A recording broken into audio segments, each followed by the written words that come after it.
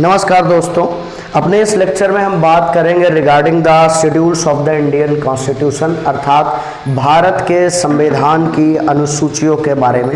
जैसा कि आप सभी को मालूम है, मैंने शुरू में पिछले लेक्चर्स में भी बताया था कि भारत का जब संविधान बना तो उसमें केवल और केवल 8 शेड्यूल हुआ करते थे, 8 अनुसूचियां हुआ करती थी, जो कि कालांतर में बढ़ती गई संवैधानिक संशोधनों द्वारा, और अभी के लिए भारत के संविधान में 12 अनुसूचियां हैं, टोटल 12 शेड्यूल्स हैं।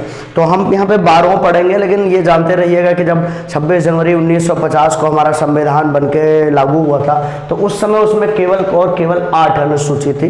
फिर एक साल बाद 9वीं जोड़ी गई और फिर इस तरह से बढ़ते बढ़ते आज जो है भारत के संविधान में टोटल शेड्यूल या अनुसूचियां हैं 12। आइए एक एक करके हम इनको देखते हैं। तो यह है schedules of the constitution, Bharat के संविधान की अनुसूचियां। सबसे पहले फर्स्ट या प्रथम अनुसूची देखते हैं। इसमें लिखा है list of the name of the state and UTs. ठीक है, इसमें राज्यों और केंद्र शासित प्रदेशों के नामों की एक सूची दी हुई है, एक लिस्ट दी हुई है कि भारत में कौन कौन से राज्य होंगे और कौन कौन से यूटीज होंगे, और साथ ही साथ area jurisdiction of the state is also included, तथा इन जो राज्य हैं और ये जो केंद्र शासित प्रदेश हैं उनके न्यायिक क्षेत्रों का भी विवरण है।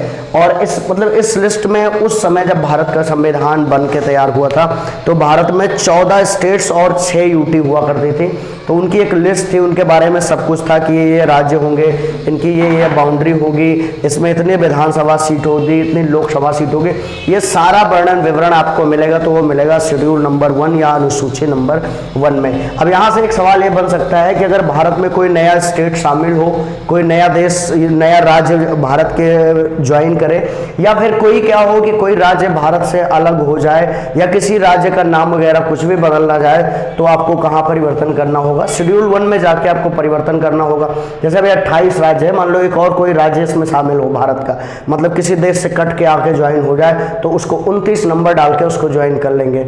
या मान लो किसी राज्य का नाम बदलना है, उड़ीसा का नाम ओडिशा हुआ, तो उससे शेड्यूल 1 में परिवर्तन करना पड़ेगा। तो भारत के शेड्यूल 1 में क्या है?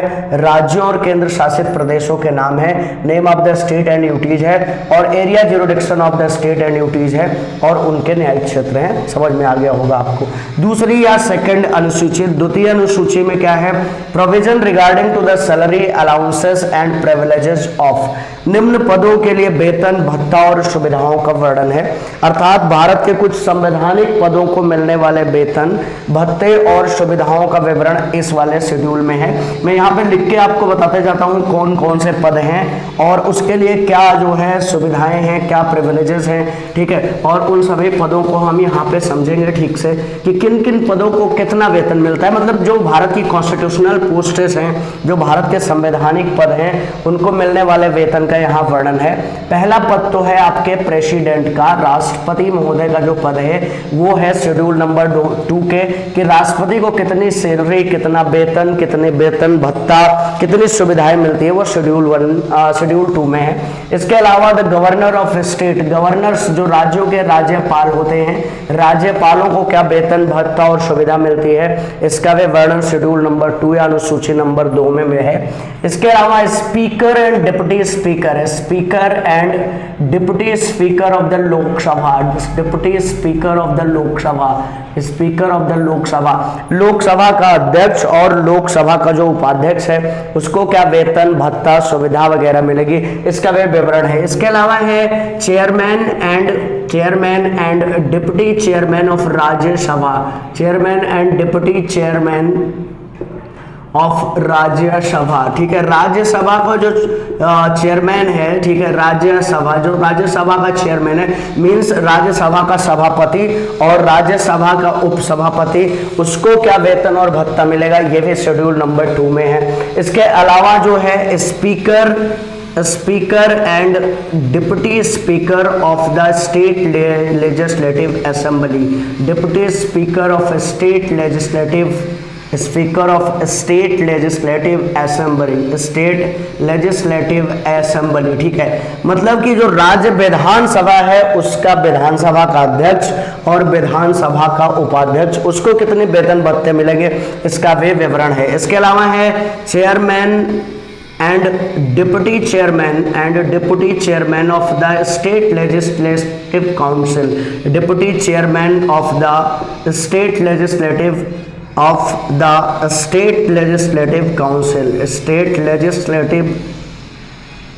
council, ठीक है। मतलब जो राज्य विधान परिषद है, बहुत कम ही राज्यों में विधान परिषद है ही, इसके लिए मैंने एक वीडियो बना के जो है डाल रखा है कि किन किन राज्यों में विधान परिषद है, तो वहां पे आप जाके देख सकते हैं। तो विधान परिषदों को जो चेयरमैन या सभापति या और विधान परिषदों का जो उपसभापति होता है उसको क्या वेतन और भत्ता मिलता है, इसका भी विवरण जो है ये किसमें है, आपके शेड्यूल नंबर 2 में है। इसके अलावा और भी कुछ पद हैं, जैसे सुप्रीम कोर्ट और हाई कोर्ट के जो जजेस होते हैं इनको क्या वेतन भत्ता मिलता है, इसका भी विवरण है। CAG भारत का जो महालेखा परीक्षक और नियंत्रक है उसको क्या वेतन और भत्ता मिलता है, उसका भी विवरण है इस वाली पोस्ट में, ठीक है, इस वाले शेड्यूल में। तो आप जान लीजिए एक मोटा मोटा कि इस शेड्यूल में किसके किसको क्या है, भारत के कुछ संवैधानिक पदों को मिलने वाले वेतन और भत्ते का विवरण है। इसमें आता है राष्ट्रपति का पद, राज्यों के राज्यपाल का पद, ठीक है, लोकसभा अध्यक्ष, लोकसभा उपाध्यक्ष, राज्यसभा का सभापति, राज्यसभा का उपसभापति, विधानसभा का अध्यक्ष, विधानसभा का उपाध्यक्ष, हाई कोर्ट का जज, सुप्रीम कोर्ट का जज, CAG। इसी के साथ साथ क्या है कि जो है विधानसभा के अलावा विधान परिषद का जो सभापति है और उसको सभापति, इन सभी को मिलने वाले वेतन भत्ते जो है ये शेड्यूल 2 द्वारा निर्धारित। थर्ड शेड्यूल या तीसरी अनुसूची contains the forms of the oath and affirmation फार्स। इसमें निम्नलिखित पदों के लिए या निम्नलिखित संवैधानिक पदों के लिए शपथ मतलब ओथ एंड डिक्लेरेशन और एफर्मेशन या घोषणाओं का विवरण है। जो बड़े बड़े संवैधानिक पद हैं उसमें कुछ न कुछ शपथ होती है, जैसे राष्ट्रपति के पद की भी शपथ होती है। तो इसमें जो शपथ है उसका फॉर्मेट है कि किस तरह से क्या क्या बोला जाएगा शपथ में, और दूसरी तरफ कुछ लोगों की शपथ नहीं होती, कुछ लोगों का डिक्लेरेशन होता है, तो उनका डिक्लेरेशन का फॉर्मेट है। तो इसमें देख लेते हैं कौन कौन से पद का है। यूनियन मिनिस्टर्स जो केंद्रीय कैबिनेट मिनिस्टर्स हैं, केंद्र सरकार के मंत्री हैं, तो संघ के मंत्री, यूनियन मिनिस्टर का मतलब क्या हो गया, संघ के मंत्री, इन लोगों की ओथ का फॉर्मेट कहां मिलेगा आपको, शेड्यूल नंबर 3 या फिर कह सकते हैं अनुसूची 3 में मिलेगा, ठीक है। इनको शपथ कौन दिलाता है भाई, प्रेसिडेंट दिलाता है, ठीक है, राष्ट्रपति दिलाता है, याद रखना। सेंट्रल के मिनिस्टर्स को राष्ट्रपति ही शपथ दिलाता है। MP कैंडिडेट जो लोग मेंबर ऑफ पार्लियामेंट या सांसदी का चुनाव लड़ते हैं उनका कोई शपथ नहीं होता, उनका एफर्मेशन होता है या डिक्लेरेशन फॉर्म होता है। एफर्मेशन या डिक्लेरेशन मतलब एक घोषणा पत्र भरते हैं कि हमारे पास इतनी संपत्ति है, इतने मुकदमे हैं, इतना हथियार है, हमारी वाइफ के पास ये है, तो ये सारा भरते हैं, इसमें शपथ पत्र नहीं होता। MP जो मेंबर ऑफ पार्लियामेंट होते हैं, संसद के सदस्य, जो लोग लोकसभा का चुनाव जीत के जाते हैं, राज्यसभा का चुनाव जीत के जाते हैं, उन लोगों के लिए एक शपथ होती है, आपको पता होगा। अच्छा, अगर आपसे कोई पूछे कि जो लोकसभा के MP है उसका शपथ कौन दिलाता है, तो आपको बोलना है प्रोटेम स्पीकर। ये एक टेम्पोररी पोस्ट है जो केवल शपथ दिलाने के लिए ही बनती है, ठीक है। उसके अलावा है सुप्रीम कोर्ट के जजेस ऑफ द सुप्रीम कोर्ट, जो सुप्रीम कोर्ट के न्यायाधीश होते हैं, उनकी भी शपथ का जो है फॉर्मेट है किसमें, शेड्यूल नंबर 3 में। इनको जो शपथ दिलाता है सुप्रीम कोर्ट के जजेस को, वो भी राष्ट्रपति दिलवाता है, प्रेसिडेंट दिलवाता है। एक्स्ट्रा मैं आपको बता दे रहे हैं। स्टेट मिनिस्टर्स राज्यों के मंत्री, जैसे यूपी हो गया, छत्तीसगढ़ हो गया, तो ये एक राज्य है ना, तो यहाँ के जो राज्य के मंत्री हैं, जैसे उत्तर प्रदेश में आपका कोई मंत्री देख लो या छत्तीसगढ़ का कोई मंत्री देख लो या बिहार का, मध्य प्रदेश का, तो इन मंत्रियों को जो शपथ दिलाता है वो होता है स्टेट का गवर्नर अर्थात राज्य का राज्यपाल। ये उसका फॉर्मेट यहाँ पे मिलेगा आपको। MLA, ठीक है, जो विधायक लोग होते हैं उनकी शपथ का फॉर्मेट है यहाँ पे, यहाँ भी शपथ होती है। MLA कैंडिडेट, जो कैंडिडेट लड़ते हैं किसका, विधायकी का चुनाव, उसके लिए शपथ नहीं होती, इसके लिए क्या होता है, एफर्मेशन या डिक्लेरेशन कि हमारे पास ये है चीजें। इसके अलावा हाई कोर्ट के जजेस, अच्छा ध्यान से सुनिएगा, हाई कोर्ट का जो जज होता है उसका अपॉइंटमेंट तो राष्ट्रपति करता है, लेकिन हाई कोर्ट के जज को जो शपथ दिलाता है वो उस स्टेट का राज्यपाल दिलाता है। तो उसका फॉर्मेट भी आपको मिलेगा शेड्यूल नंबर कहां पे, 3 में मिलेगा। फोर्थ शेड्यूल, चौथी अनुसूची, इसमें बात की गई है regarding the allocation of seats of the Rajya Sabha for the states, ठीक है, राज्यों के लिए निर्धारित, स्टेट या यूटी लिख लो, ठीक है, राज्यों या केंद्र शासित प्रदेशों के लिए निर्धारित राज्यसभा सीटों का विवरण है। इसमें राज्यों के लिए निर्धारित राज्यसभा सीटों का विवरण है। राज्यों या यूटीज के लिए, केंद्र शासित प्रदेशों के लिए भी निर्धारित राज्यसभा सीटों का भी विवरण, अर्थात किस राज्य में कितनी राज्यसभा की सीट होगी, इसका वर्णन आपको मिलेगा शेड्यूल नंबर 4 में या अनुसूची नंबर 4 में। सब जैसे कि उत्तर प्रदेश के लिए निर्धारित है 31 सीट राज्यसभा या अपर हाउस में, उत्तर प्रदेश से जाते हैं 31 सांसद, 31 लोग, और ये सबसे ज्यादा है, अर्थात सबसे ज्यादा अगर कहां से पूछा जाए आपसे कि राज्यसभा में सबसे ज्यादा मेंबर कहां से जाते हैं तो आप बोलेंगे उत्तर प्रदेश से। कितने मेंबर जाते हैं? 31। वैसे लोकसभा में भी सबसे ज्यादा उत्तर प्रदेश से ही जाते हैं 80 मेंबर्स, लेकिन राज्यसभा की यहाँ बात की जा रही है तो राज्यसभा में मैक्सिमम सीट किसकी है? यूपी की। मिनिमम के लिए अगर बात करें तो मिनिमम के लिए हम बात नहीं कर सकते क्योंकि कई स्टेट्स ऐसे जिनका रिप्रेजेंटेशन ही नहीं है, तो मिनिमम सीट है 0, लेकिन वो एक स्टेट में नहीं है, वो कई सारे स्टेट में है। अब आइए बात करते हैं 5th शेड्यूल में, provision regarding administration and control of SC/ST areas. ठीक है, ये SC/ST या अनुसूचित जाति जनजाति बाहुल्य क्षेत्रों के प्रशासन के बारे में बात करता है। SC/ST एरिया के एडमिनिस्ट्रेशन के बारे में बात करता है। या शेड्यूल कास्ट या शेड्यूल ट्राइब मतलब अनुसूचित जाति और अनुसूचित जनजाति विशेष क्षेत्रों के बारे में बात करता है और इसके लिए स्पेशल राइट्स देता है। ठीक है, 5वें शेड्यूल में जो दलित बाहुल्य और आदिवासी बाहुल्य क्षेत्र हैं उनके प्रशासन और उनके नियंत्रण के बारे में बात की गई है और ये स्पेशल स्टेटस भी देते हैं राज्यों को, अर्थात राज्यों को कुछ एक्स्ट्रा बेनिफिट होता है। इसीलिए बिहार राज्य बहुत सालों से अपने को शेड्यूल 5 में डालने की मांग कर रहा है। उनके मुख्यमंत्री नीतीश कुमार भी मांग करते रहते हैं, लेकिन अभी तक डाला नहीं गया। कौन कौन से राज्य हैं देख लीजिए, आंध्र प्रदेश है, छत्तीसगढ़ है। छत्तीसगढ़ में इसलिए है क्योंकि यहाँ पे आदिवासियों की आबादी 32% के लगभग है। गुजरात है, हिमाचल प्रदेश है, झारखंड है, मध्य प्रदेश है, उड़ीसा है, राजस्थान है और तेलंगाना है। तो कुल मिला के ये जो राज्य है ना, ये शेड्यूल 5 के तहत SC/ST के लिए जो है थोड़ा इसमें बाहुल्य संख्या है इनकी और इस वजह से इनको शेड्यूल 5 के तहत जो है प्रोटेक्ट किया गया है। 6th शेड्यूल या 6वीं अनुसूची, इसमें provision regarding administration and control of the tribal areas of the Assam, Meghalaya, Tripura and Mizoram.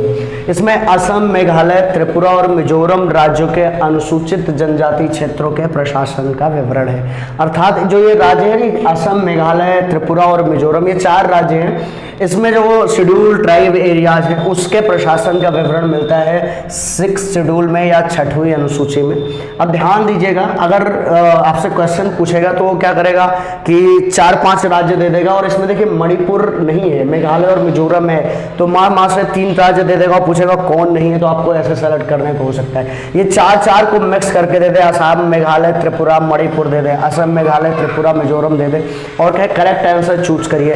या बहुत अगर थोड़ा सा सिस्टमेटिक क्वेश्चन बनाएगा तो इन राज्यों की राजधानियां दे देगा और एक नए राज्य की राजधानी दे देगा और कहेगा कि 6th शेड्यूल में कौन सा राज्य नहीं है, आप उसको चूज करिएगा। तो 6th शेड्यूल को अच्छे से देख लीजिएगा और खास करके ये 4 राज्यों के नाम देख लीजिएगा, असम है, मेघालय है, त्रिपुरा है और मिजोरम है, जो कि शेड्यूल 6 के तहत प्रोटेक्टेड है।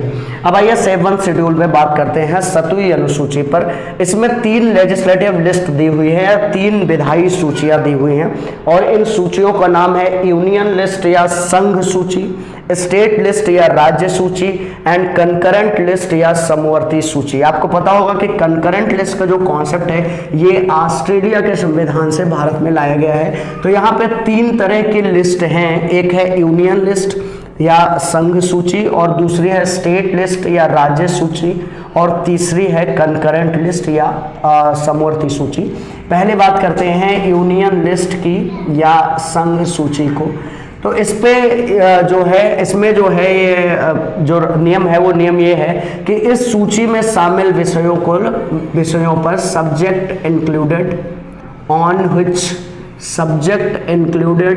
Which only union can make the law. Union is authorise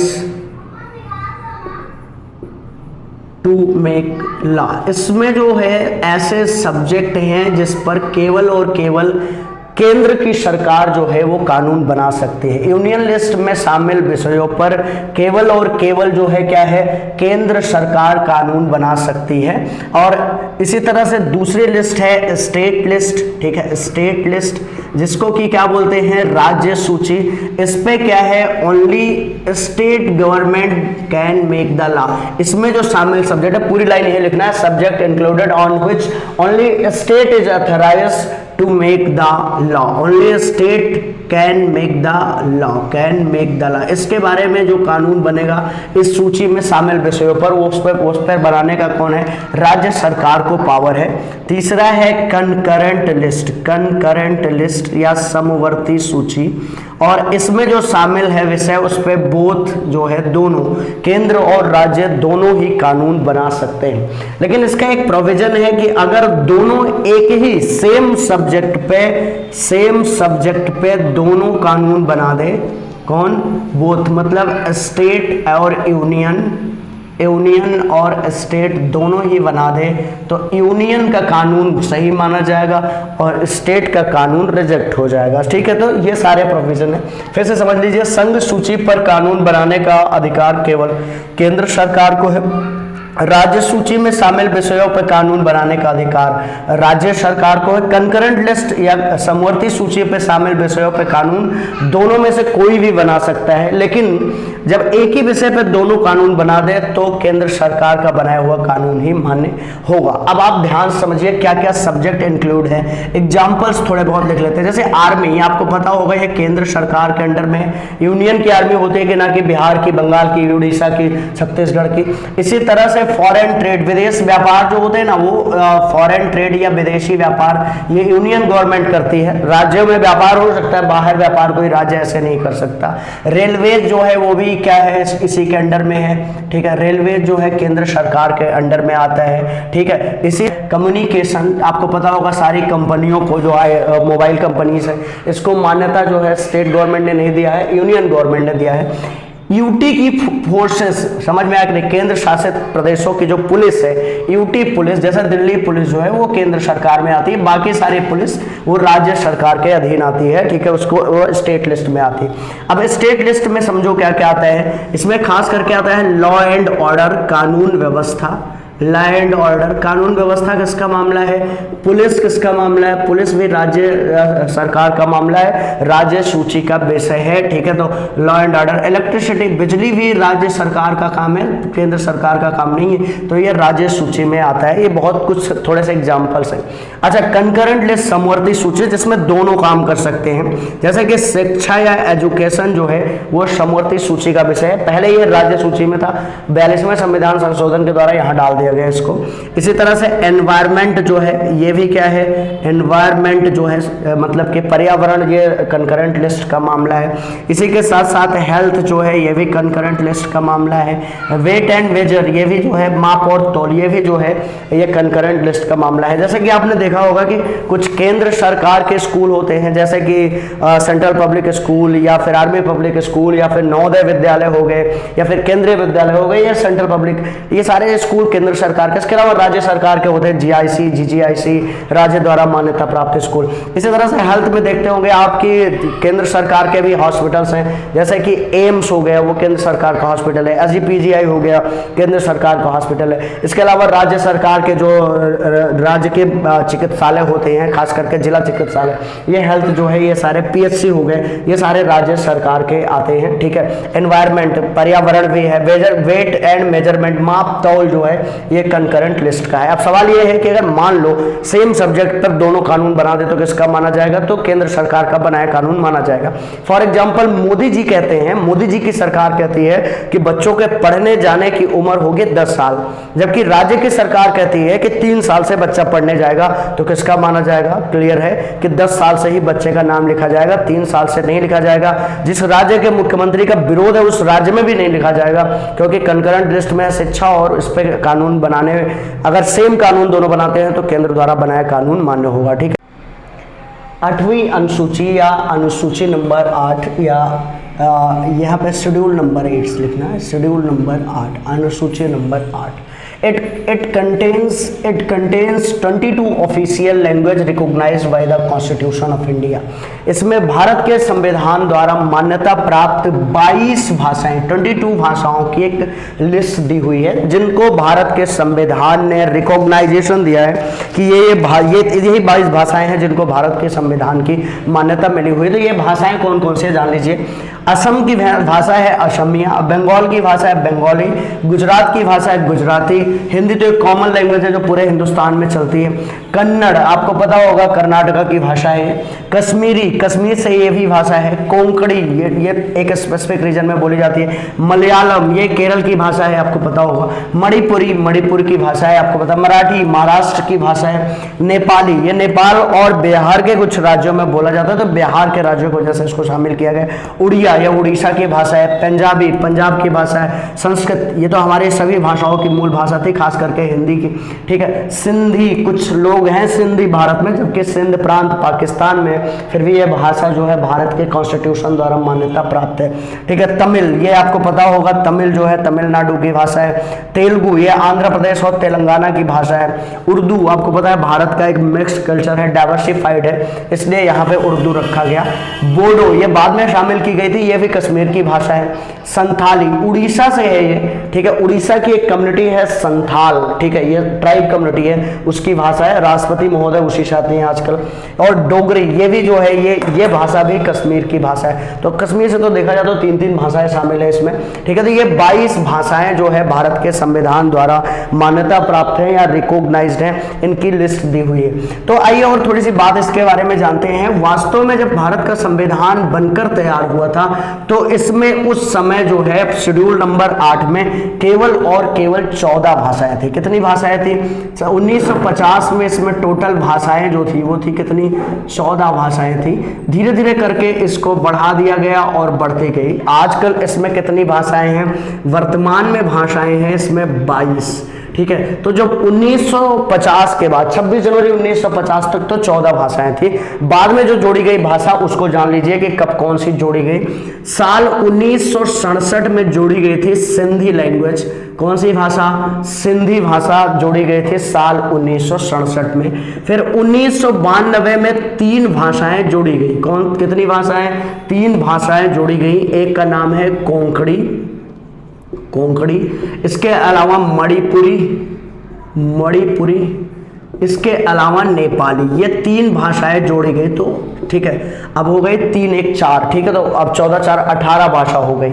इसके अलावा फिर क्या हुआ? 2004 में और 4 लैंग्वेज जोड़ी गई। एक का नाम है बोडो, दूसरी का नाम है डोगरा रेजिमेंट के नाम से एक रेजिमेंट भी आर्मी की, ये कश्मीरी लोगों का रेजिमेंट है, ठीक है। अगली हो गई मैथिली, ठीक है। मिथिला का एक इलाका है बिहार का, ठीक है। मैथिली ठाकुर इस इलाके से आते हैं। और एक उड़ीसा की लैंग्वेज है जिसको बोलते हैं संथाली लोग बोलते हैं, और इसको बोलते हैं संथाली भाषा। इस कम्युनिटी की लैंग्वेज है, आदिवासी जनजातियों की। तो ये 4 3 7 1 8, ठीक है। 8 लैंग्वेज जोड़ी गई बाद में, और 14 और 8 कितना हो गया? 22। तो ये 22 भाषाएं जो है भारत के संविधान में है आजकल, ठीक है। संथाली है ये, ठीक है। तो कुल मिला के 22 भाषाएं हैं। इसके अलावा एक थोड़ी सी और बात जान लीजिए कि भारत के संविधान में हर राज्य चाहता है कि उसकी बोली या भाषा को ऐड किया जाए। जैसे बिहार, राजस्थान राज्य चाहता है कि राजस्थानी को ऐड कर दिया जाए, ठीक है। इसी तरह से पहाड़ी लैंग्वेज भी लोग जोड़ना चाहते हैं। उत्तर प्रदेश में भी अलग अलग क्षेत्रों की मांग है। अवधी पट्टी के लोग चाहते हैं अवधी को जोड़ दिया जाए, ठीक है। कुछ लोग कहते हैं ब्रज भाषा को जोड़ दिया जाए। और भोजपुरी लैंड में जो भोजपुरी बिहार और उत्तर प्रदेश या पूर्वांचल, उत्तर प्रदेश का पूर्वी भाग और बिहार है, वो चाहता है कि भोजपुरी लैंग्वेज को जोड़ दिया जाए। भोजपुरी को लेकर सबसे तेज डिमांड है, और मैं भी अगली कोई भाषा जोड़ी जाएगी 23वीं लैंग्वेज के रूप में तो शायद हो सकता है वो भोजपुरी हो, क्योंकि भोजपुरी के इलाके से बहुत सारा रिप्रेजेंटेशन भी दिखता है भारत की संसद में। उत्तर प्रदेश के मुख्यमंत्री भी उस इलाके से आते हैं। इसके अलावा अगर भारत की संसद में देखो तो 3-4 भोजपुरी लोग भी गए हुए हैं, चाहे मनोज तिवारी हो, चाहे निरहुआ हो, चाहे रवि किशन शुक्ला हो। इसके अलावा पूरा बिहार के जो विधायक सांसद हैं, रविशंकर प्रसाद जी हो गए, या फिर गिरिराज सिंह साहब हो गए, या फिर अश्विनी चौबे हो गए, ये सारे लोगों की डिमांड है। सीपी क्या नाम है? सीपी सिंह नाम है शायद उनका, ठीक है, ये सारे लोग डिमांड करते रहते हैं टाइम पे कि बिहार की लैंग्वेज जो है, जो भोजपुरी है, उसको क्या किया जाए, इस शेड्यूल नंबर 8 में शामिल किया जाए। इसमें शामिल कर देने से लैंग्वेज में बुक छपाना आसान हो जाता है। इसमें शामिल लैंग्वेज के लिए कुछ पुरस्कार में मिलते हैं। जो ज्ञानपीठ नाम का पुरस्कार है वो 24 लैंग्वेज में दिया जाता है। ज्ञानपीठ कितने लैंग्वेज में दिया जाता है? 24 लैंग्वेज में, जिसमें 22 यही लैंग्वेज हैं, 2 और लैंग्वेज है, एक है अंग्रेजी और एक है राजस्थानी। तो ये सारे बहुत सारी प्रिविलेजेस हैं इसमें शामिल कराने को लैंग्वेज को लेकर। अब तक जितने हमने 8 शेड्यूल बताए थे, यही भारत के संविधान में मूल रूप से थे। फिर धीरे धीरे क्या किया गया कि इसमें और शेड्यूल शामिल किए गए और अब तक कुल 12 शेड्यूल हैं। आइए समझते हैं शेड्यूल नंबर 9 शामिल किए जाने का इतिहास, और फिर इसमें क्या है वैसे ये समझते हैं। पहले समझते हैं शेड्यूल 9 को शामिल क्यों किया गया भारत के संविधान में। इसे भारत के संविधान लागू होने के 1 साल के बाद ही शामिल कर लिया गया था। जो फर्स्ट अमेंडमेंट एक्ट है, पहला संविधान संशोधन 1951 के द्वारा ही शेड्यूल नंबर 9 को शामिल किया गया। इसके लिए पहले समझते हैं भारत के संविधान के कुछ प्रिविलेजेस को। यद्यपि पंडित जवाहरलाल नेहरू भारत की संविधान सभा में थे, लेकिन फिर भी वहां पर एक प्रॉब्लम हुई, और वो था हिस्सा नंबर पार्ट नंबर 3 भाग 3। ये 12 से 35 तक आता है, जिसको बोलते हैं फंडामेंटल राइट। ठीक है, मौलिक अधिकार। ये भारत के सरकार द्वारा नागरिकों को दिया जाएगा, ऐसा कहा गया था। अर्थात इसको प्रोवाइड करेगा कौन? स्टेट। किसको प्रोवाइड करेगा? भारत के नागरिकों को स्टेट प्रोवाइड करेगा। अगर स्टेट इसे प्रोवाइड करने से मना करता है तो नागरिक किसकी शरण ले सकता है? सुप्रीम कोर्ट या हाई कोर्ट को। सुप्रीम कोर्ट को फंडामेंटल राइट का प्रोटेक्टर घोषित किया गया। कहा गया कि सुप्रीम कोर्ट फंडामेंटल राइट की रक्षा करेगा, और आर्टिकल 32 के तहत कभी भी नागरिक सुप्रीम कोर्ट के पास आ सकता है कि हमारे मौलिक अधिकार हमसे छीने जा रहे हैं स्टेट के द्वारा, और सुप्रीम कोर्ट फिर से उसे क्या करा देगा? नागरिक को दिला देगा। इसी तरह से नागरिक हाई कोर्ट भी जा सकता है 226 के तहत कि हमारा मौलिक अधिकार हमसे राज्य छीन रहा है, और हाई कोर्ट उनको क्या करेगा? मौलिक अधिकार दिला देगा। बेसिकली सुप्रीम कोर्ट जो है वो मौलिक अधिकारों का गारंटर है। ठीक है, देने का काम है स्टेट को, लेकिन अगर स्टेट कोई आनाकानी करता है तो नागरिक 32 के तहत कहां जा सकता है? भारत के सुप्रीम कोर्ट जा सकता है, आर्टिकल नंबर 32 के तहत, और नागरिकों के मौलिक अधिकारों की रक्षा कर देगा 32 के तहत। कौन? Supreme court. अच्छा, आर्टिकल 32 तो था ही। भारत के संविधान में एक और आर्टिकल है, आर्टिकल नंबर 31 था, जिसका नाम है राइट टू प्रॉपर्टी। ठीक है, राइट टू प्रॉपर्टी अर्थात संपत्ति का अधिकार। क्या नाम था इसका? राइट टू प्रॉपर्टी या संपत्ति का अधिकार। ये साल 1978 तक रहा, और इसी दोनों आर्टिकल की वजह से नेहरू को एक मेजर प्रॉब्लम फेस करनी पड़ी, या एक बहुत बड़ी समस्या फेस करनी पड़ी। क्योंकि उस समय जो भारत था, उस समय भारत के ज्यादातर जमीनें केवल कुछ ही लोगों के पास थी। जो राजा महाराजा थे उन्हीं लोगों के पास थी, या लैंड लॉर्ड्स थे। भारत में उस समय 565 रियासतें थी, जिसमें से 552 भारत में शामिल हुई, और इसमें से हर राजा के पास 10-20 हजार से ज्यादा जमीनें थी, या 10-20 हजार बीघे से ज्यादा जमीनें थी। इसी तरह से जमींदारों के पास खूब सारी जमीनें थी। बाकी आम प्रजा के पास ना कोई जमीन थी, ना कोई पूंजी थी, वो केवल मजदूरी का काम करती थी। अब नेहरू चाहते हैं कि कुछ समाजवादी चीजें लागू की जाए समाज में, और इन जमीनों का थोड़ा सा डिस्ट्रीब्यूशन किया जाए लोगों में। अब नेहरू कहीं से जमीन तो पैदा कर नहीं सकते थे, इसीलिए उनको क्या करना था? इन्हीं राजाओं की 20-20 हजार 10-10 हजार बीघे जमीन में से कुछ जमीनें छीन कर या कब्जा करके आम नागरिकों में बांट देना था। लेकिन इसको नेहरू करते तो इस मामले में एक बड़ी प्रॉब्लम आती, और वो था आर्टिकल नंबर 31। क्या था? नेहरू ने किसी राजा की 10,000 बीघे जमीन में से 8,000 बीघे जमीन छीन ली और नागरिकों में बांट दिया। अब इससे क्या हुआ? राजा भाग के गया सुप्रीम कोर्ट, बोला माय लॉर्ड देखिए मुझे मेरा मौलिक अधिकार के रक्षण का अधिकार है। सुप्रीम कोर्ट ने कहा बिल्कुल है, क्योंकि राजा भी भारत का ही नागरिक है। और उसने कहा कि माय लॉर्ड आर्टिकल 31 कहता है कि मेरी प्रॉपर्टी जो है मेरा फंडामेंटल राइट है। बोले हाँ ठीक है। तो इस तरह से 10,000 बीघे जो जमीन है मेरी ना सर, वो जो है मेरी फंडामेंटल राइट है, और उसको नेहरू छीनने का कुत्सित प्रयास कर रहे हैं। इसलिए नेहरू को रोका जाए। और कोर्ट ने कहा कि लॉजिक ठीक है, 32 के तहत तुम आए हो और प्रॉपर्टी तुम्हारा फंडामेंटल राइट है, तो नेहरू होते कौन है तुम्हारी प्रॉपर्टी को छीन लेने वाले। अब नेहरू ने जो भी जमीन छीनी थी उस सबको रद्द करके कोर्ट ने फिर से राजा को क्या करा दिया, वापस करा दिया, क्योंकि राइट टू प्रॉपर्टी एक फंडामेंटल राइट था और इसकी रक्षा तो सुप्रीम कोर्ट का दायित्व बनता था। इस तरह से राजाओं की एक भी जमीन नेहरू छू नहीं सकते थे। मान लीजिए एक एग्जाम्पल से समझते हैं, ये आपका खेत है और नेहरू यहां से सड़क गुजारना चाहते हैं, ठीक है, नेहरू की सरकार का समय है और नेहरू यहां से सड़क गुजारना चाहते हैं। नेहरू जब इसमें से सड़क गुजारने के प्रयास करते हैं आपको, तो उसके बदले 50 रुपए के खेत के बदले अगर आपको 5000 मुआवजा भी देते हैं, फिर भी आप कहते हो नो, आप सड़क लेके नहीं जा सकते। नेहरू ने कहा भाई देखो तुमको 100 गुना मुआवजा दे दिया, अब तो जाने दो। उन्होंने कहा नहीं नहीं, हम नहीं जाने देंगे। नेहरू ने कहा अपन प्रधानमंत्री है, अपन तो रोड ले जाएगा, अर्थात वो सड़क लेके जाते हैं और आप तुरंत कहां जाते हो, सुप्रीम कोर्ट। आर्टिकल किसके तहत, 32 के तहत, और हवाला देते हो कि आर्टिकल नंबर 31 जो कि राइट टू प्रॉपर्टी है, संपत्ति का अधिकार है, वो एक मौलिक अधिकार है और नेहरू ने हमारी प्रॉपर्टी पर जबरन कब्जा किया है, इसलिए इसे रोका जाए। सुप्रीम कोर्ट तुरंत कहता है कि हाँ ठीक बात है, नेहरू को यह अधिकार नहीं है कि किसी नागरिक की प्रॉपर्टी को क्या कर ले, कैप्चर कर ले, भले ही वो भारत का प्रधानमंत्री है। और इस तरह से नेहरू की सड़क क्या हो जाती, हटा दी जाती। इस तरह से क्या है, राइट टू प्रॉपर्टी प्रधानमंत्री के मार्ग में बड़ा कांटा था और खास करके ये कह सकते हैं कि उनकी समाजवादी नीतियों को लेकर बड़ा कांटा था। आर्टिकल 31 जो है वो आर्टिकल 32 के द्वारा ऑलवेज प्रोटेक्टेड था, क्योंकि आर्टिकल 31 फंडामेंटल राइट था और इसी वजह से नेहरू ने कोई समाजवादी नीति लागू करने का जब प्रयास किया, इसे क्या कर दिया गया, इसे रद्द कर दिया गया, इसे रोक दिया गया। किसके द्वारा, सुप्रीम कोर्ट के द्वारा। अब नेहरू चाहते हैं कि कुछ समाजवादी बातें हों, जो लोगों के पास उस समय केवल कुछ ही लोगों के पास सारा रुपया पैसा धन दौलत सब कुछ था, कुछ ही लोगों के पास सारी भूमि संपत्ति और खेती बाड़ी थी, इसलिए नेहरू चाहते हैं कि उसको लेके लोगों में डिस्ट्रीब्यूट किया जाए और इसीलिए नेहरू समाजवाद लाना चाहते हैं।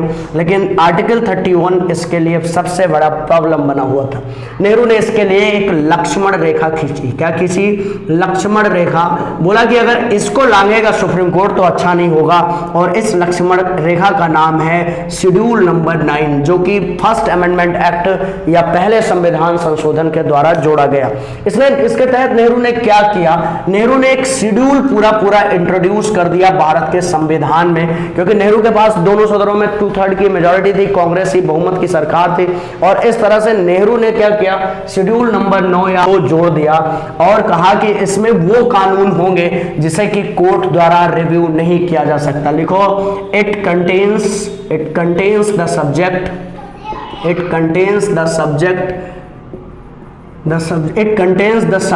which was beyond the supreme court review या जुडिशियल रिव्यू। लिख लो, बियॉन्ड द जुडिशियल रिव्यू।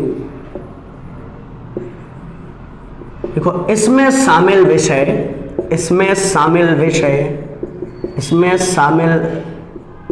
विषय न्यायिक परीक्षण के बाहर थे, न्यायिक परीक्षण के बाहर थे।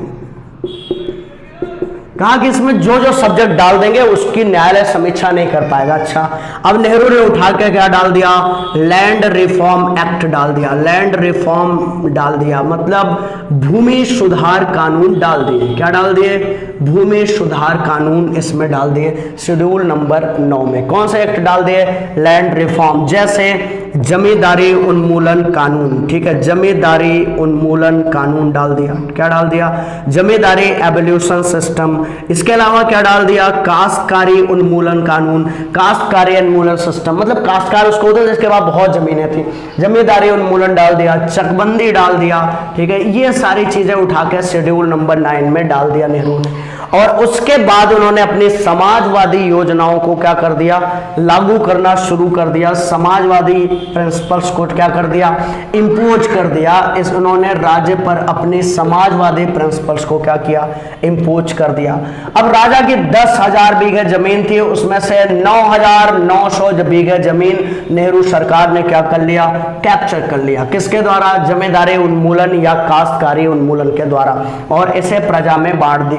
राजा भड़ाक से आर्टिकल नंबर 32 का हवाला देकर कहां पहुंचा, सुप्रीम कोर्ट। बोला आर्टिकल 31 राइट टू प्रॉपर्टी है और ये मेरा मौलिक अधिकार है, नेहरू जबरदस्ती कर रहे हैं। कोर्ट दौड़ के इधर की तरफ आया, लेकिन देखा कि ये कहां था, ये शेड्यूल 9 से प्रोटेक्टेड था, अर्थात इसमें शेड्यूल 9 के अंडर में डाला था। और उसने कहा भाई मैं इस रेखा को लांघ नहीं सकता, मैं शेड्यूल 9 के मामले की समीक्षा नहीं कर सकता। मैं चाहता तो हूं कि मैं क्या करूं, मैं तुम्हारे 10,000 बीघे जमीन तुमको दिला दूं, प्रॉपर्टी तुम्हारा अधिकार जरूर है, लेकिन फिर भी मैं इसमें नहीं आ सकता। इस तरह से जो ये शेड्यूल है 9, इसके द्वारा पंडित जवाहरलाल नेहरू की सरकार ने समाजवाद को बढ़ावा दिया। ये वो दौर था जब लोगों की जमीनें जो अधिया की या फिर जो बटैया की जमीनें थी वो लोगों के खाते में गई, ठीक है। लोगों के किराए पर उन्होंने अगर किसी को मकान दे रखा था तो उसी के नाम लग गए। ये सब कुछ चीजें हुई।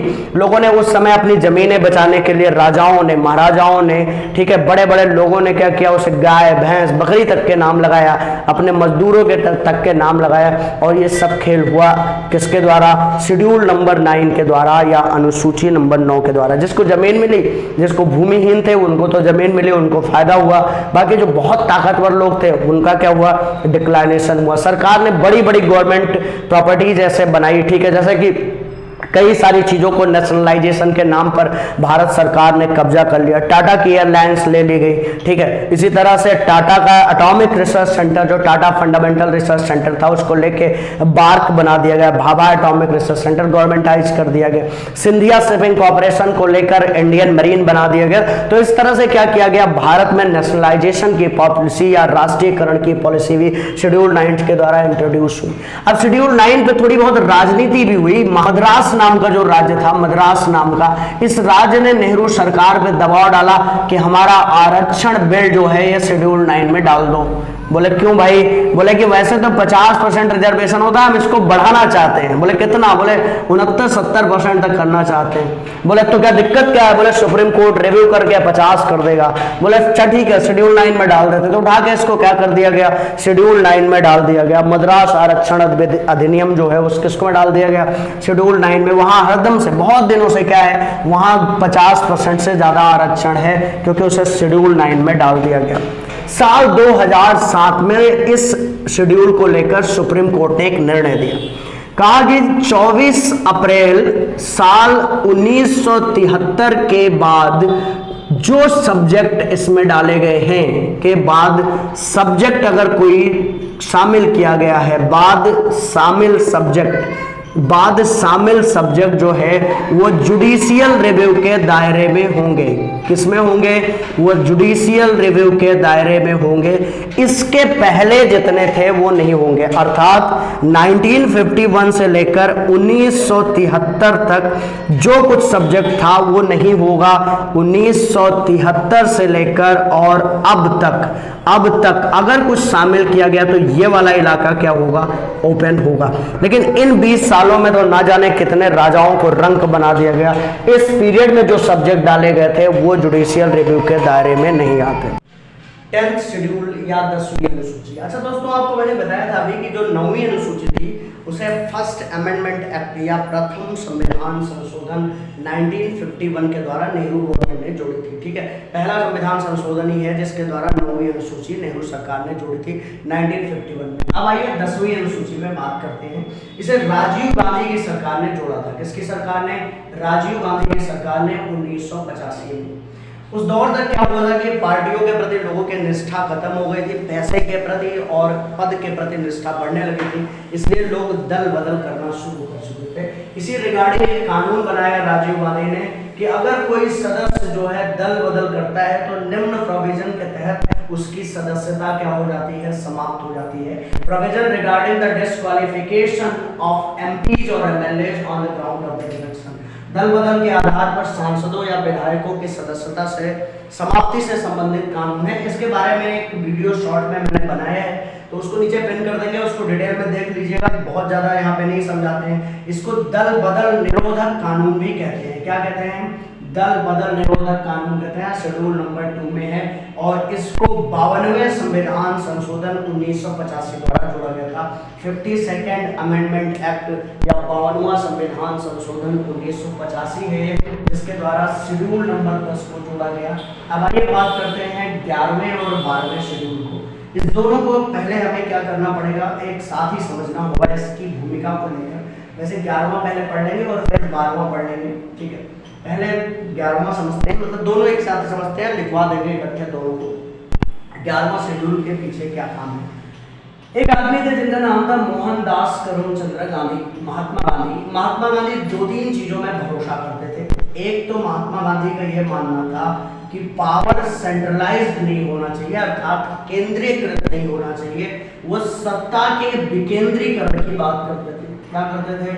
विकेंद्रीकरण की बात करते थे, अर्थात कि वो चाहते थे कि पावर नीचे तक जाए। जैसे मान लो आपके घर में कोई जाए और आप ये कहो कि भाई जब पापा आएंगे तभी मिठाई मिलेगी, तभी नाश्ता होगा, तो इसका मतलब है कि पावर क्या है? सेंट्रलाइज्ड है पापा के पास। लेकिन अगर कोई आपके घर जाता है और आपके पास इतनी पावर है कि आप मिठाई के आप पैसे रुपए भी दे सकते हैं, तो इसको बोलेंगे पावर डिसेंट्रलाइज।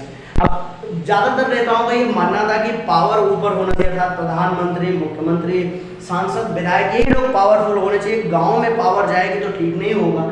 लेकिन महात्मा गांधी कहते हैं गांव, मोहल्ला, कस्बा या गली मोहल्ले में जो है वहां पे ऐसे प्रतिनिधि बैठाया जाए जो वहां का काम वही करते। इसके लिए मान लो अगर कोई आपका कस्बा है, ठीक है, कोई टाउन है या कोई आपका मोहल्ला है, वहाँ एक बिजली की लाइट लगानी है, तो उसके लिए सांसद से, विधायक से, मंत्री से, मुख्यमंत्री से, प्रधानमंत्री से क्यों ही कहना, उसके लिए कोई लोकल आदमी होना चाहिए, लोकल बॉडी होना चाहिए जिसके पास इतनी पावर हो कि वो क्या करते, वो काम करते। इसको कहते हैं विकेंद्रीकरण का मामला। दूसरी बात, गांधी जी गांव के सपोर्टर थे, शहरों के विरोधी थे, अर्बनाइजेशन के विरोधी थे। वो ग्राम स्वराज की बात करते थे। किसकी बात करते थे? ग्राम स्वराज की। कहते थे गांव इतना बढ़िया हो कि गांव का राज हो, अर्थात गांव में ही सारी सुविधाएं हो जिससे गांव का आदमी कहीं जाना ना पड़े। अर्थात अगर उसे दवाई चाहिए तो गांव में मिले, पढ़ाई चाहिए तो गांव में मिले, नौकरी चाहिए तो गांव में मिले, सुविधाएं चाहिए तो गांव में मिले। जो जो चीजें वो भाग भाग के शहरों में लेने जाता है, उससे अच्छा है कि उसे सब चीजें गांव में मिले, उसे एक फ्रेश लाइफ मिलेगी, फ्रेश ताजा जीवन मिलेगा। और इसलिए वो ग्राम स्वराज की बात करते हैं। शहरीकरण का क्या करते हैं? विरोध करते हैं महात्मा गांधी जी, ठीक है। मशीनीकरण का भी विरोध करते हैं, सहकारी समितियों का प्रोत्साहन करते हैं। लेकिन हमारा जो आर्टिकल है ये इसी पॉइंट्स पर डिपेंड है, ठीक है। तो महात्मा गांधी इन सब चीजों को चाहते थे, लेकिन दुर्भाग्य से 30 जनवरी 1948 को महात्मा गांधी जी की हत्या कर दी गई। और जब महात्मा जी की हत्या हो गई तो संविधान सभा में जो बाकी लोग थे उनके कर्ता धर्ता, चाहे वो जवाहरलाल नेहरू हो, चाहे पटेल हो, चाहे वो अम्बेडकर हो, चाहे राजेंद्र बाबू हो, ठीक है, राजेंद्र प्रसाद, चाहे जो है वो क्या हो, इसके अलावा जवाहरलाल नेहरू, पटेल, अंबेडकर और मौलाना अबुल कलाम आजाद, यही खास करके लोग थे जिनका संविधान पर सबसे ज्यादा प्रभाव है। 5-6 नेता हैं, जवाहरलाल नेहरू, सरदार पटेल, भीमराव अंबेडकर, राजेंद्र प्रसाद और अबुल कलाम आजाद। इन लोगों का प्रभाव बहुत ज्यादा था। ये सारे लोग ऑर्गेनाइज माइंडसेट के थे, शहरों को शहरी मानसिकता के लोग थे। और जवाहरलाल नेहरू का तो खासकर मानना था कि विकास ऊपर से नीचे आएगा, हम शहरों को पेरिस बना देंगे, धीरे धीरे विकास नीचे की तरफ चला जाएगा, ठीक है। जबकि गांधी जी का मानना था कि विकास नीचे से ऊपर तक की जाएगा, अर्थात गांधी गांव से विकास शहर की तरफ ले जाना चाहते थे, ये लोग ऊपर से विकास नीचे की तरफ ले जाना चाहते थे। गांधी जी का जो डिसेंट्रलाइजेशन का मॉडल है, अर्थात पंचायती राज व्यवस्था का मॉडल है, उसके सबसे बड़े आलोचक के रूप में अम्बेडकर है। उन्होंने तो कहा कि पंचायती राज जैसा मॉडल एकदम वाहियात मॉडल है, इसकी कोई मतलब ही नहीं, ठीक है। पावर सेंट्रलाइज होना चाहिए, ऊपर से ही सारा काम हम करा देंगे, नीचे अगर पावर जाएगी तो उसकी बर्बादी होगी, करप्शन बढ़ जाएगा वगैरह वगैरह। तो इस तरह से क्या किया गया कि गांधी जी के मरने के बाद जो 1950 में संविधान बना और 26 नवंबर 1949 को तैयार हुआ, उसमें से गांधीवाद लगभग गायब हो गया, ठीक है। उसमें दिखा क्या समाजवाद दिख रहा था, लेकिन समाजवादी तो चीजें दिख रही थी, लेकिन गांधीवादी चीजें क्या कर गई, गायब कर गई, गांधीवादी चीजें दिखी नहीं। अब गांधी जी की एक बहुत ही सके बहुत ही तगड़े चेले थे, उनका नाम था श्रीमन नारायण अग्रवाल। वो संविधान सभा के सदस्य, उन्होंने बड़ी नाराजगी जताई कि बापू के देश में जो है वो क्या है, बापू ही गायब हो गया। मतलब तुम लोगों ने तो गांधी के नाम पे तुम लोग पीएम बन गए, गृह मंत्री बन गए, सब कुछ बन गए, लेकिन गांधी को तुम लोग खत्म कर गए। तुमने तो संविधान से ही गांधी को मिटा दिया। ठीक है, गांधी के कैसे अनुयायी हो। इस चक्कर में इन लोगों ने गांधी जी को शामिल करने का प्रयास किया। और शामिल कहाँ किया, शामिल किया डीपीएसपी में। डीपीएसपी में एक आर्टिकल डाल दिया डीपीएसपी में, और उसको बोलते हैं आर्टिकल नंबर 40, जिसमें पंचायती राज है। आपको पता होगा ये कौन सा आर्टिकल है, आर्टिकल नंबर 40 पंचायती राज। इसी डीपीएसपी में कई सारे आर्टिकल हैं जो गांधीवादी आर्टिकल्स कहलाते हैं, जैसे पशुओं के वध को रोकेंगे, कमजोरों की मदद करेंगे, शराब की मुक्ति लाने का प्रयास करेंगे, नशाखोरी मुक्ति का प्रयास करेंगे। लेकिन क्योंकि ये डीपीएसपी में तो ऐसा कुछ पॉसिबल था नहीं राज्य पर, इसलिए इसमें से ज्यादातर चीजें हुई नहीं। शराब आज तक बिक रही है, स्लॉटर हाउस चल रहे हैं, जानवर आज तक कट रहे हैं। पंचायती राज्य में धीरे धीरे ताकत आई, लेकिन वो 1992 के बाद आई। ठीक है, कोऑपरेटिव सोसाइटी के नाम पर अमूल जैसी एक आध कोऑपरेटिव सोसाइटी है, महात्मा गांधी सभी कोऑपरेटिव सोसाइटी चाहते थे। तो इस तरह से क्या हुआ कि अवॉइड कर दिया गया गांधीज़म को इन लोगों के द्वारा।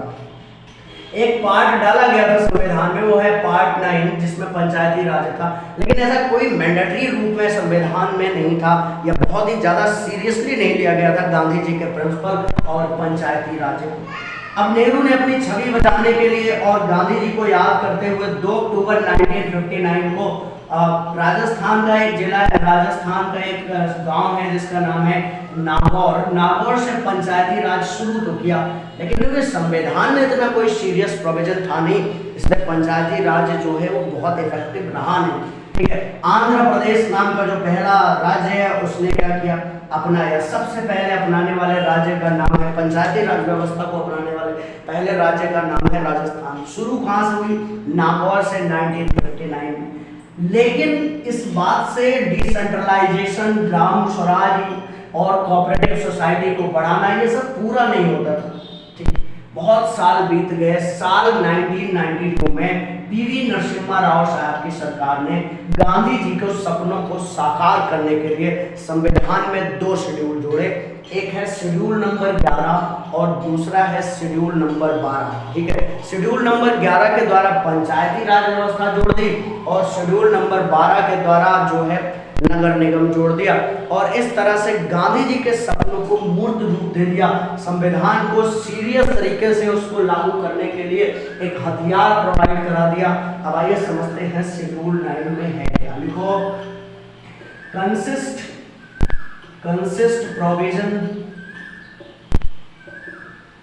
Regarding power authority and duties of panchayat. इसमें पंचायतों की शक्तियों, कर्तव्यों और अधिकारों के बारे में वर्णन है। किसमें, शेड्यूल नंबर 11 में। किसके बारे में, पंचायतों के शक्तियों, अधिकारों और कर्तव्यों के बारे में विवरण मिलता है शेड्यूल नंबर 11 में।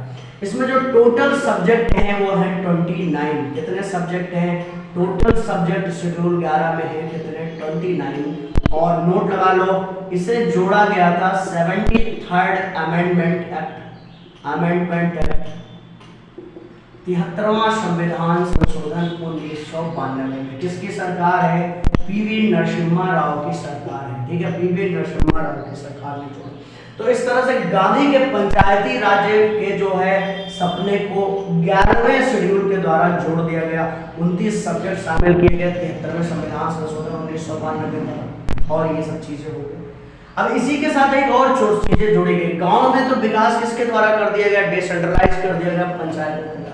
लेकिन शहरों में क्या, गली मोहल्ले में जो शहर है, कॉलोनीज है, गली मोहल्ला कस्बा है, वहाँ विकास क्या सांसद के माध्यम से, मुख्यमंत्री के माध्यम से या फिर प्रधानमंत्री के माध्यम से किया जाएगा, या वहाँ भी लोकल स्तर बॉडी में जो है पावर ट्रांसफर की जाएगी। इसके लिए एक चीज बनाई गई जिसको बोलते हैं नगर पालिका। अगला शेड्यूल लिख लो 12वां, सेम लाइन है, बस थोड़ा सा परिवर्तन कर देना है।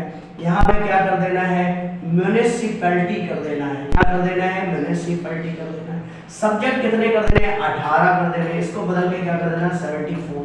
ठीक है, तो शेड्यूल नंबर 12 में जो है नगर पालिका के शक्तियों, अधिकारों और कर्तव्यों का विवरण है। नगर पालिका के शक्तियों, अधिकारों और कर्तव्यों का विवरण है। इसमें केवल विषय कितने हैं, 18 विषय शामिल किए गए और इसे 74वें संविधान संशोधन 1992 के द्वारा नरसिम्हा राव सरकार ने जोड़ा था।